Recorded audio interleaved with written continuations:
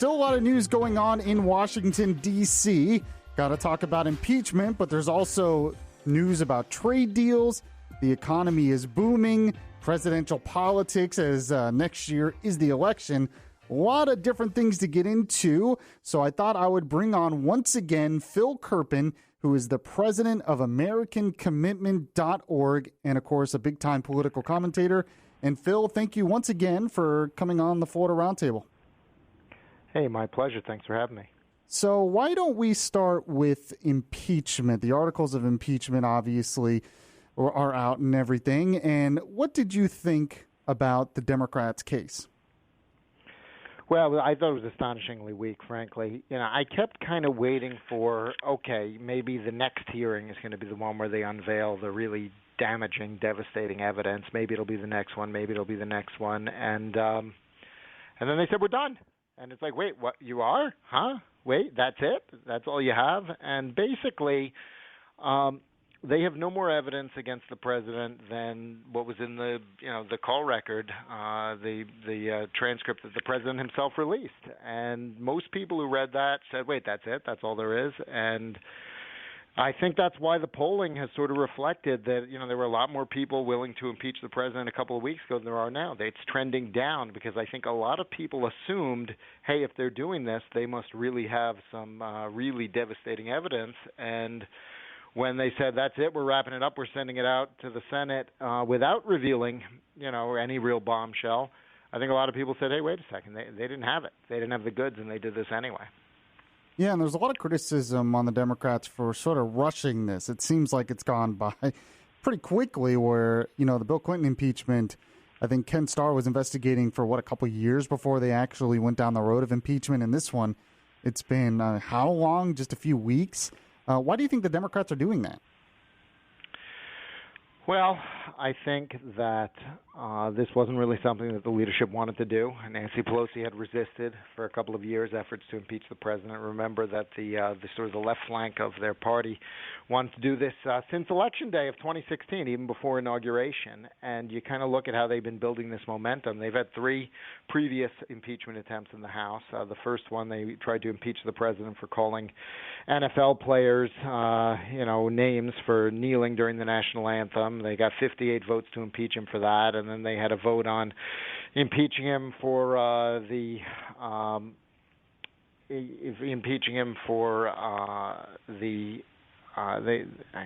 don't even remember what the second one was at the moment. It was something equally comically stupid. But the third one was just this past July. They had a vote on impeaching him for saying Ilhan Omar should go back to where she came from.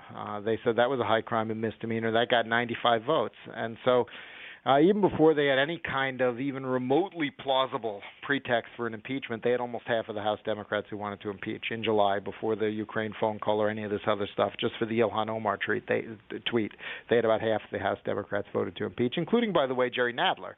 The chairman of the House Judiciary Committee had already voted to impeach the president in July for his tweet about Ilhan Omar, and I'm not joking and I'm not exaggerating. You can go back and look it up. That was in July.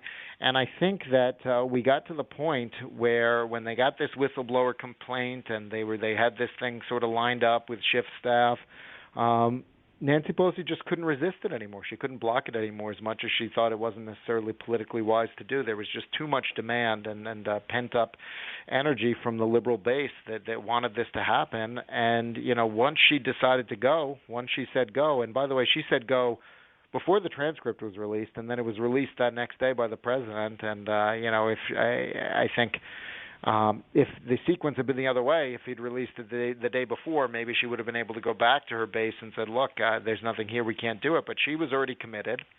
And I think the reason the Democrats rushed this through is they felt committed. They felt that they already had, because of their public statements and how far out on a limb they were, all of the downside associated with being for impeachment in terms of independence, shift moving away, and Republicans being angry.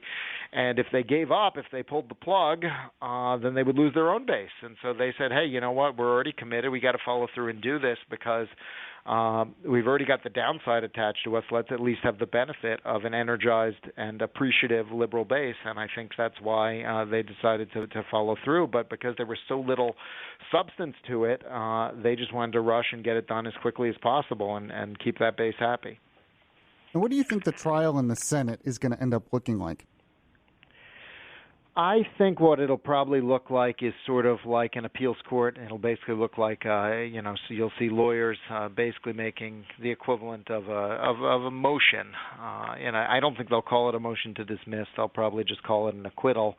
But I don't think you're going to see new fact evidence. I don't think you're going to see new witnesses. I think what you'll basically see is the House impeachment managers will present their case, weak as it is, and then some very good lawyers, led by the White House counsel, will basically make the argument, look, even if all of these facts were true, which of course we're not conceding they are, but even if all these facts were true, they do not constitute a high crime or misdemeanor under the Constitution, and as a matter of law, there is no prima facie case here for impeachment, and therefore you should acquit. And I think they'll basically shred the legal basis of this impeachment for a week or two, and then they'll vote to acquit. That would be my expectation, because I think it's an extraordinarily weak case on the law, even if you stipulate the facts that the Democrats want to assert, which of course the president denies a lot of them. But even if the facts were, even if he did ask Ukraine to investigate the Bidens and condition date on that, which I think there's very little evidence he did. But even if he had done that, it's very hard, I think, to make a legitimate case that that's a high crime or misdemeanor under the Constitution. And I think they're going to fail on that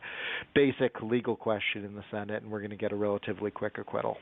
Yeah, do you think that's why they did not add bribery in the actual articles of impeachment? I mean, they put it in the report later, but in the two articles, it's just abuse of power and obstruction of Congress. There's a lot of talk about bribery or something like that, and they didn't end up adding it. Do you think it's because they felt like they didn't have a case? Well, I think it's it's a political exercise anyway, because of no one thinks there's any chance of a Senate conviction and removal from office. So this is really about sort of messaging and positioning. And even if they have some statute that says bribery is offering anything of value and so an inducement, we've all heard their theory, but every normal person hears the word bribery and thinks it means taking money to do something for someone.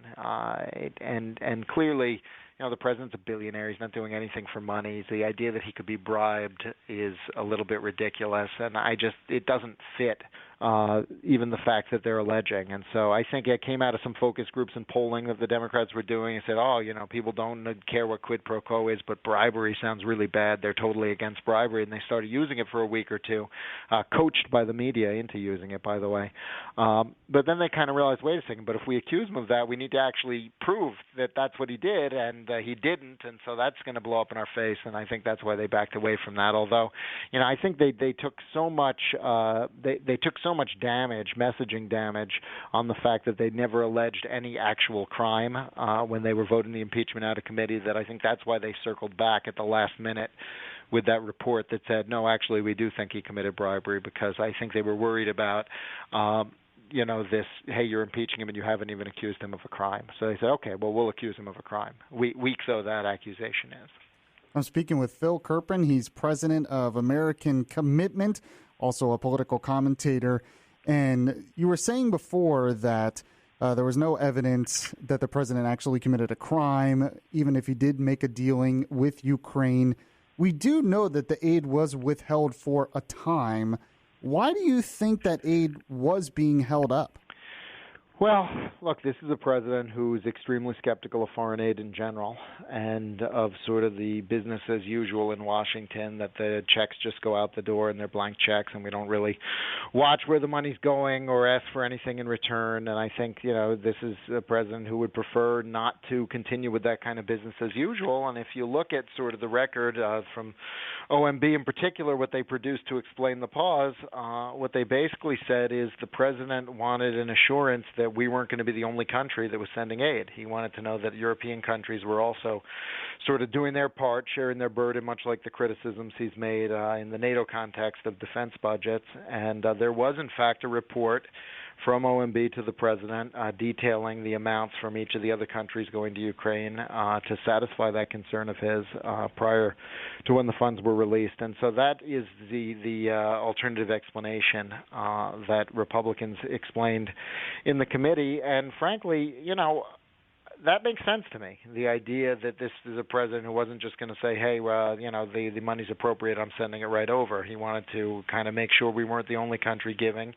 And the other thing that the administration has said is, they didn't just want to take it on the guy's word that the new president was going to be an anti-corruption fighter just because he had campaigned on that.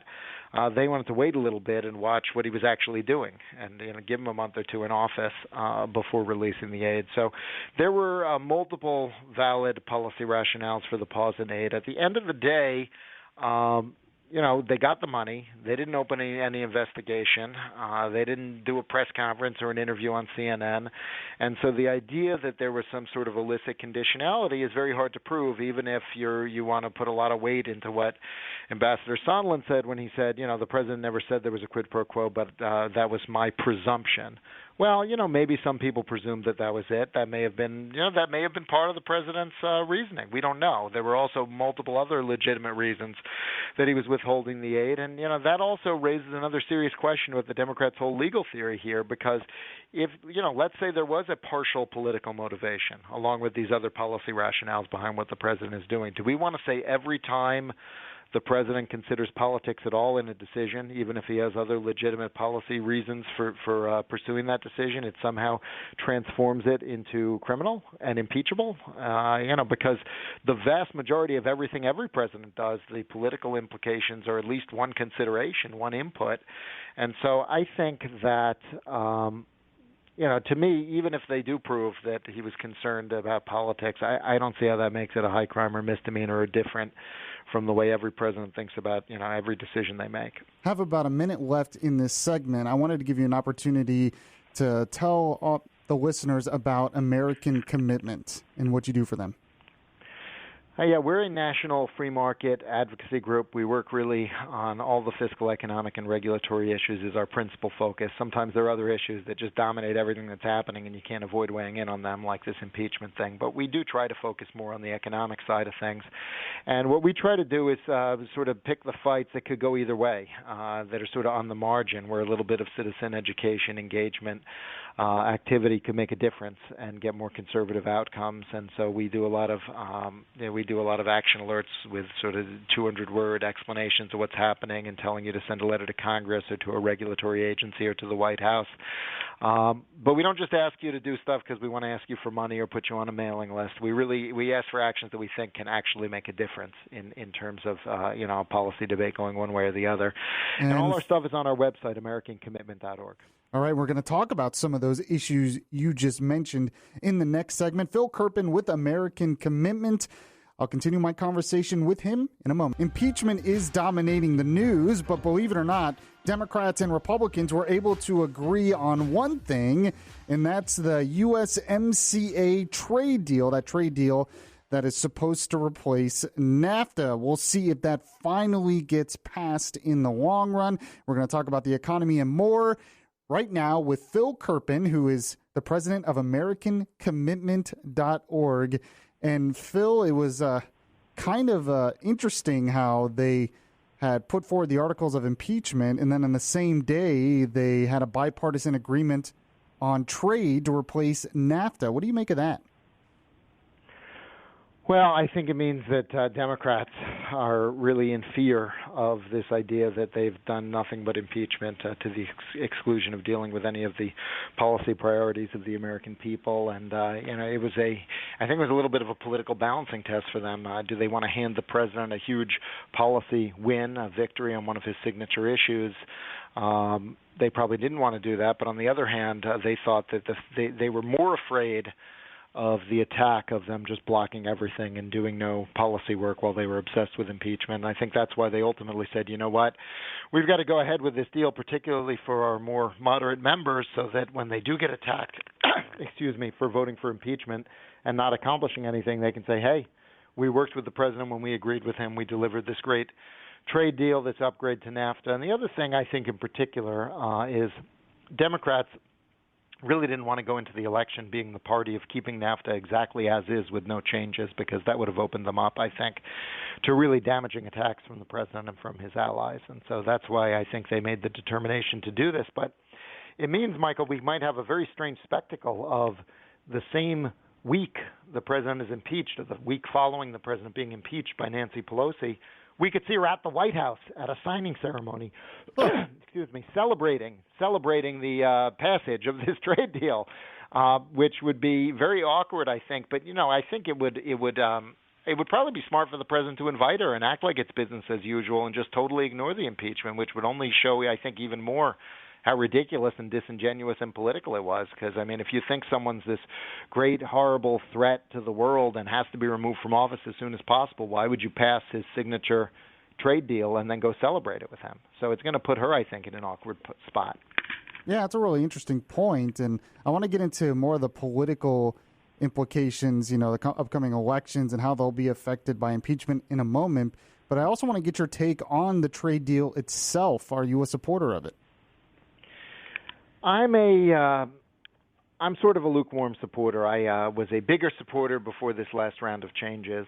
One of the things that Nancy Pelosi demanded that I just found shocking is, the president had won a very hard-fought provision in this agreement to get Canada and Mexico to essentially lengthen the patent lives. It's actually not the patent, it's something called data exclusivity, but essentially to give longer intellectual property protections to biological drugs, which are the expensive biotech drugs, most of which are developed in the United States. And, one of the big policy issues that the president's been dealing with is this problem where other countries pay much less for drugs than we do. We're basically carrying the freight of the R&D costs for new drugs, which is billions of dollars for each new drug.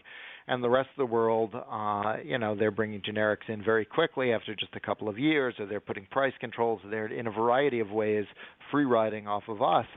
And the president convinced Canada and Mexico to give 10 years of exclusivity to innovator drugs that are biotech drugs, biological drugs. And that was huge. It means they're going to pay higher prices for breakthrough drugs for a decade than they're currently paying. And, of course, that would help cover R&D costs. It would be very beneficial for U.S. companies and U.S. consumers. And you can imagine how difficult it is to convince other countries to pay more for drugs. It's almost impossible. So the fact we got them to agree to that was remarkable. And then Nancy Pelosi demanded that get taken out.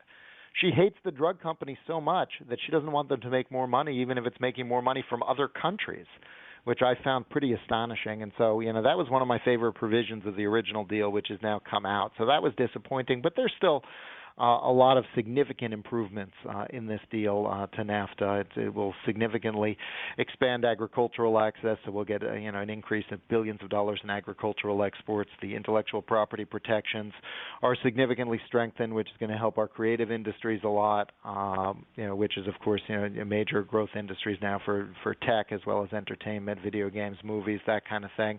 I think that you look at what they were able to do in the energy sector.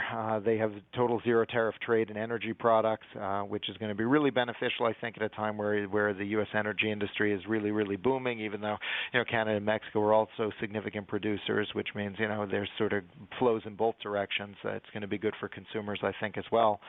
That we're not going to tariff any of the Mexican or Canadian energy products, and so I think overall, it's a significant improvement from NAFTA. I'm disappointed Nancy Pelosi insisted on removing that provision on biological drugs, which I just thought was insane. When you actually get other countries to agree to pay more for drugs, the idea we took that out was very disappointing. But overall, I think it's a significant improvement on NAFTA. And in addition to there being a lot of improvements in a lot of these areas, it's great to take the risk of a breakdown in North American trade off the table. And if these negotiations had failed and NAFTA had been scrapped or something like that, that would have been massively disruptive to economic growth and to jobs in all three countries. And so the fact that it's been resolved, if it is in fact resolved, Mexico actually has some issues with one of the other things Nancy Pelosi demanded, which is U.S. labor inspectors going into Mexican facilities. And so even though we have a deal now in the U.S. side, there is still a little bit of a question whether Mexico will go along with that. But I think that Pelosi is now committed enough that even if that provision had to come out, I think that would not undo her support for the deal at this point. So I think the president's got the support to get this through in the United States. And that's a huge policy win for him. It's going to take a lot of downside economic risk off the table because there's no danger now of the whole thing, of the negotiations totally collapsing. And I do think substantively in areas like energy, agriculture, manufacturing, it is an incremental improvement over NAFTA, and it's a significant improvement on intellectual property and digital trade and other sort of areas that NAFTA really was out of date. It just didn't deal with things that had developed in the decades since. And so I'm pretty bullish on it overall, but I am, very disappointed that one of my favorite provisions in it was removed at Nancy Pelosi's insistence. It's kind of strange that provision was removed because theoretically, couldn't that lower drug prices for us because they're getting money from other countries? Yes, it could. And more to the point, the U.S. already has 12 years of data exclusivity, so our agreeing to 10 years has no impact on us. It only raises them up closer to us. It does not have any impact on on when generic biologics can be introduced in the United States. And so it was very strange. The only way to understand it is that she despises the drug companies so much that she's against anything that makes them money, even if it's from other countries. Well, it could be. I mean, I'm just speculating, but it could be as well that Democrats still want to point us towards more government control, and that would get in the way of this. Maybe I'm a little too cynical there, but what do you think about that? Well, we know what Nancy Pelosi's solution to the drug pricing issue is because they passed a bill in the House that did this. Her bill just has government set the price of drugs at whatever they want it to be, and if the manufacturers don't want to go along with that, they get taxed at 95% of the previous year's gross sales, which essentially is like an economic death penalty. And so her solution to drug pricing is basically, politicians and bureaucrats should just make up the price. Of course, if you do that, you're going to crater research and development because who's going to spend billions of dollars developing a product that the government gets to decide how much you charge for it and could set a very low price that you'll never make any money. And so she has an extremely heavy-handed, government-centered vision on how to deal with the drug price issue. And you might be right that she's against any more market-oriented approach that might actually have a positive impact on drug prices because she wants to keep making the case for just having government totally take it over. Yeah, I have about a minute and a half here, and that brings us to another topic, Medicare for All. I mean, if the Democrats actually win, do you think something like that could actually pass? Well, it's interesting because one of the helpful aspects of the Democratic presidential debates has been that they've really, I think, exposed how little disagreement there is among Democrats on this issue. You've basically got the out and proud socialists, Warren and Sanders, who say, hey, we want to ban all private insurance, put everyone in a government plan, have a totally government-run system, and do it as fast as possible. And, they are, sort of the other wing of the Democratic Party that the media wants to tell us are moderates are people like Biden and Buttigieg who are saying, hey, we want to eventually get to a single-payer system where everyone's in a government plan, but we want to get there more gradually where we have a public option that competes with the private plans, and then we sort of tilt the playing field, and over time everyone moves into the government plans, and then the private plans are all gone before they even realize politically what we did to them. And it's like, well, wait a second. You're basically saying you want to go the same place as the other Democrats. You just want to be dishonest about it. You just want to deceive people while you're doing it. And so I think it's pretty clear that, if you have unified Democratic control, if the Democrats have the White House, the House, and the Senate, the next time that happens, they're going to set us on a path to a government-run, single-payer, Medicare for all type healthcare system. And we'll continue this conversation in a moment. I'm speaking right now with Phil Kerpen, who is the president of American Commitment. You can find out more about them at americancommitment.org. In the last segment, we were talking about the new trade deal with Mexico and Canada. But China has also been in the news because Trump has sort of come to an agreement with them. He says it's phase one of a trade deal with them. What does this mean for the future of their economy and our economy? And Phil, what do you think so far about the deal that Trump has made with China so far? Well, I'm very pleased to see that we're not going to have those tariffs go in on all those consumer products because I think that would have been harmful both economically and politically to have those. And the previous rounds of tariffs haven't really touched consumer goods, but the one that was slated to go in this week, if they hadn't reached a deal, it would have had all the consumer electronics in there, and so it would have been very noticeable, I think, for a lot of people, particularly lower income people, where getting hit by an extra tariff would have been pretty noticeable in prices. And so I'm glad they were able to get an agreement before that went into effect. Of course, the potential is still that this agreement will collapse and the president will have to escalate in some way. The agreement, at least as announced, is very promising. Apparently the Chinese have made concessions that they're going to stop stealing our intellectual property and requiring forced technology transfers. They're going to significantly increase agricultural purchases. They're going to open up their financial services sector to U.S. banks and payment companies. And, all of that sounds great and wonderful. Of course, the problem is I'm not sure you can trust anything that the Chinese say, and so the fact they're promising to do all these things and address kind of all of the persistent ways they cheat doesn't mean they actually will make meaningful changes. And some things are easy to tell. They're either going to increase agricultural purchases or they're not. Some of these other things, are they going to stop stealing technology and ripping things off, and all these other promises they made? Well, you could say you are and then not. So that's, I think, a big challenge there is going to be what's actually enforceable in terms of the commitments that they've made. And there is apparently a dispute resolution chapter in this new agreement. I'm not sure exactly how that will work. It's going to be some sort of a bilateral consultation or something like that. Basically, we're going to tell them we think you're cheating, and then they're supposed to stop the cheating. But again, it depends on a level of trust that I'm not sure they have earned or deserved. And so I'm pleased that we were able to reach an agreement. I think that some de-escalation is a positive. It sounds like they're committing to do a lot of really good things. But I say, trust but verify, or I don't even trust, verify. And so we need to, I think, watch what if their behavior actually changes in all these areas where they've made commitments. And I'm sure the president and his people at U.S. Trade Representative are going to be watching that very, very closely. And frankly, don't be surprised sometime, in the next few months or over the next year if we find out they're not making good on these commitments and those tariffs do go into effect and the president shows that he's not going to be pushed around or taken advantage of. And so I don't know that we're really going to get all the things they've promised yet. I think that as long as President Trump is in there, and especially if he has a second term and has 4 more years to work this relationship, eventually they're going to see it's in their best interest to actually stop these abuses because the president otherwise is not going to back down. But I remain a little bit skeptical that they're going to make good on all these promises they made in this agreement. So I'd say we're going to have to wait and see, I think. So do you think tariffs is the only way, and the threat of tariffs is the only way to get China to change?